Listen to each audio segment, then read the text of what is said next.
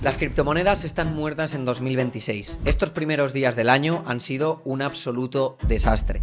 Bitcoin ha caído a $60.000, Ethereum a $1.900 y otros activos como el oro o la plata han caído en picado después de alcanzar máximos históricos. Y viendo este panorama es normal que te preguntes, ¿en serio debería invertir mi dinero en cripto este 2026 viendo cómo ha empezado el año? Y la verdad es que nadie lo sabe con certeza, pero lo que sí que te puedo decir ya es que no es la primera vez que el mercado cripto se comporta de esta manera. Los que llevamos mucho tiempo metidos entendemos que el mercado se comporta en ciclos de 4 años concretamente. Y según este patrón, lo que está pasando ahora es un absoluto desastre. Pero aquí está la clave. El problema no es que haya muerto el mercado, el problema es que el patrón, los ciclos, han cambiado. Y eso no ha ocurrido por arte de magia, ha ocurrido por 5 cosas en concreto que han hecho que todo cambie para siempre. 5 cosas que, si entiendes, verás por qué el mercado cripto no ha muerto y que de hecho podría dar una de las mejores oportunidades de la historia para crear riqueza generacional. Lo primero que tienes que entender es que esto que estamos viendo ahora no es nuevo, no es algo que esté pasando por primera vez, no es una anomalía histórica. Es incómodo, sí, da miedo también, pero no es nuevo. Cuando hablamos de los famosos ciclos de mercado en cripto, la mayoría de personas repiten la frase de los ciclos de 4 años como si fuese una ley física inmutable. Y no es exactamente así. Lo que históricamente ha ocurrido es que Bitcoin ha tenido un evento llamado halving aproximadamente cada 4 años. Ese evento reduce la emisión de nuevos Bitcoins y, por pura lógica de oferta y demanda, cuando la demanda se mantiene o crece y la oferta se reduce a la mitad, el precio tiende a subir. Eso ha generado un patrón bastante claro durante más de una década. Pero ese patrón no es magia, es comportamiento humano repetido. En 2017 vivimos una euforia que parecía infinita. Todo subía, proyectos sin producto y sin equipo y sin modelo de negocio multiplicaban su precio simplemente porque llevaban la palabra blockchain en el nombre. Era una locura a nivel colectivo. Y cuando esa euforia terminó en 2018, el mercado cayó más de un 80%. Bitcoin pasó de casi $20.000 a rondar los 3.000. Y ahí miles de personas salieron del mercado convencidas de que aquello había sido pues una burbuja más de la historia. 2 años después, esas mismas personas veían como el precio superaba ampliamente los máximos anteriores. En marzo de 2020 vivimos algo incluso más extremo. El mundo se paralizó por completo y los mercados tradicionales se desplomaron. Bitcoin cayó más del 50% en cuestión de días y el miedo era absoluto. No era miedo a que bajara el precio, era miedo al sistema financiero entero. En ese momento la narrativa dominante era que Bitcoin no servía como refugio, que había fracasado como activo alternativo. Y la realidad es que ese desplome fue el inicio del ciclo alcista más fuerte que habíamos vivido hasta entonces. Y en 2022 volvimos a vivir otro momento histórico. La quiebra de uno de los exchanges más grandes del mundo destrozó la confianza del mercado. Muchos inversores perdieron todo el dinero y Bitcoin volvió a perder más del 70% desde máximos. Otra vez el mismo discurso. Ahora sí que se ha acabado para siempre. Pero lo que ocurre siempre en estos momentos es que la mayoría toma decisiones basadas en emociones y no en estructura. Y aquí está el punto clave. El mercado no destruye el dinero. El mercado transfiere dinero del impaciente al paciente. Lo que estamos viendo en 2026 encaja dentro de ese mismo patrón emocional. La diferencia es que ahora el mercado es más grande, más complejo y más profesional. Pero la psicología humana sigue siendo la misma. Cuando el precio cae, parece que todo está perdido. Y cuando el precio sube, parece que nunca volverá a bajar. Y en ambos casos, la mayoría toma decisiones equivocadas. Por eso es tan importante entender que lo que está pasando ahora no significa que cripto haya muerto. Significa que estamos atravesando una fase incómoda del ciclo, una fase en la que el ruido es más fuerte que la claridad y una fase en la que los titulares negativos pesan mucho más que los datos estructurales. Y aquí es donde muchos se equivocan, porque confunden precio con valor, confunden volatilidad con fracaso y confunden corrección con muerte. Si algo nos ha enseñado 2018, 2020 y 2022 es que los momentos en los que parece que todo se desmorona son precisamente los momentos en los que se construyen las siguientes grandes oportunidades. Ahora bien, también tengo que decirte algo importante. Aunque el patrón general se repite, el mercado sí ha cambiado en varios aspectos fundamentales. Y si no entendemos qué ha cambiado, podemos aplicar estrategias antiguas a un entorno completamente nuevo. Y eso sí que puede salir bastante caro. Así que la pregunta correcta ya no es ¿ha muerto cripto? La pregunta correcta es ¿qué ha cambiado realmente en el mercado y cómo nos adaptamos a eso? Ahora bien, aunque el comportamiento emocional del mercado se repite, hay algo que sí es diferente respecto a 2018, 2020 o incluso 2022. El mercado ya no es el mismo, y esto es fundamental entenderlo. Durante los primeros ciclos, cripto era un mercado dominado casi exclusivamente por inversores minoristas, personas como tú, como yo, gente que entraba con ilusión, con miedo, con FOMO, con desconocimiento, y el capital institucional era prácticamente inexistente. Los bancos no hablaban de Bitcoin, los fondos no lo tocaban y las grandes empresas lo miraban literalmente con desconfianza. Eso ya no es así. Hoy existen ETFs regulados que permiten a fondos de inversión tradicionales exponerse a Bitcoin sin tener que gestionar ni billeteras ni claves privadas. Hoy hay empresas cotizadas que tienen Bitcoin en su balance y hoy hay gestoras que analizan Ethereum como si fuese una infraestructura tecnológica y no simplemente una criptomoneda especulativa.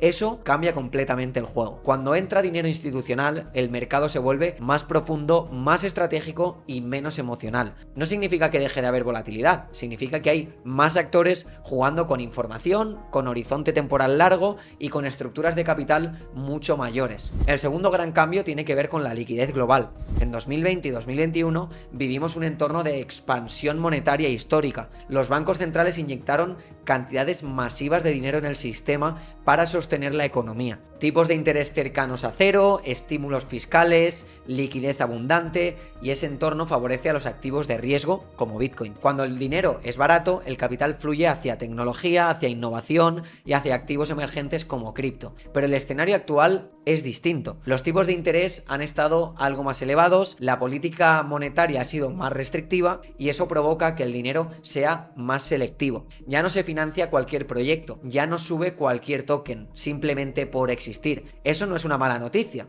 Es una depuración. Y el tercer cambio importante es la regulación. En los primeros ciclos, cripto era un territorio prácticamente sin normas claras. Mucha innovación, sí, pero también mucho desorden. Hoy el marco regulatorio es mucho más definido. En Europa, por ejemplo, se han establecido normas muy específicas para el sector. En Estados Unidos, aunque haya debates, el marco es cada vez más concreto. Cuando un sector empieza a regularse, suele interpretarse como algo negativo en el corto plazo porque impone límites. Pero en el medio y largo plazo, y es una realidad, aporta algo fundamental, que es legitimidad. Y la legitimidad atrae capital serio. El cuarto cambio tiene que ver con la profesionalización del propio mercado. Hoy existen derivados, opciones, futuros, bots algorítmicos, análisis on-chain avanzado, herramientas de cobertura. El nivel técnico del mercado es infinitamente superior al de 2017. Eso hace que los movimientos sean más complejos, que haya más liquidaciones cuando el precio se mueve rápido y que la volatilidad esté amplificada por estructuras financieras más sofisticadas. Pero de nuevo, eso no significa que el mercado esté muriendo, significa que está madurando. Y aquí es donde quiero que prestes mucha atención, porque cuando un mercado madura, deja de premiar la improvisación, deja de premiar al FOMO vacío y empieza a premiar la estrategia, la paciencia y la gestión del riesgo.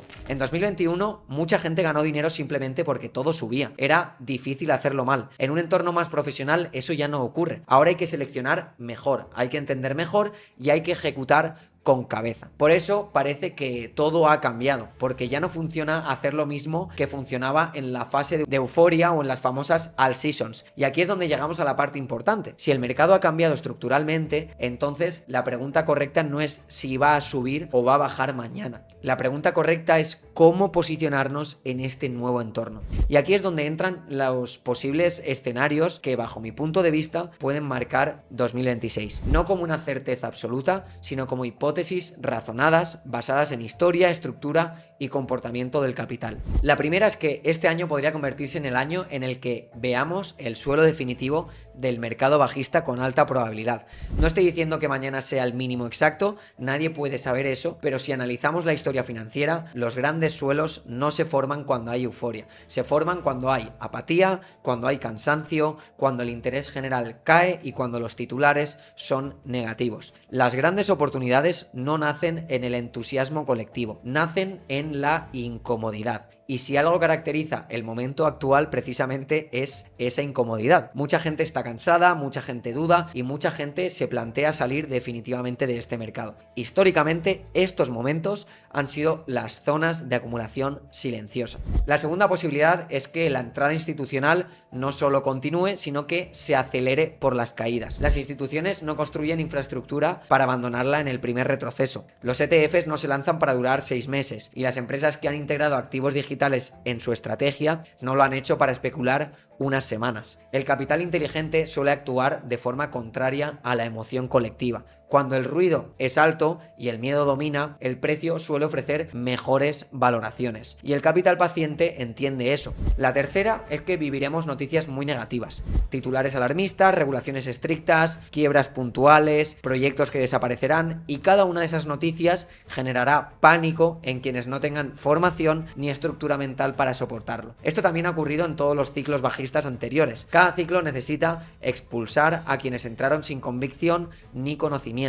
Y es parte del proceso de depuración del mercado. Y aquí es donde se separan dos perfiles muy claros. El que actúa por emoción, que entrará tarde, venderá en pánico y volverá cuando todo haya subido, y el que entiende el contexto, gestiona el capital para acumular, acumula con paciencia y piensa en años y no en semanas. Si 2026 termina siendo el año del suelo o simplemente el año de transición hacia el siguiente gran movimiento, lo que marcará la diferencia no será adivinar el día exacto del mínimo, será tener una estrategia clara independientemente de la volatilidad.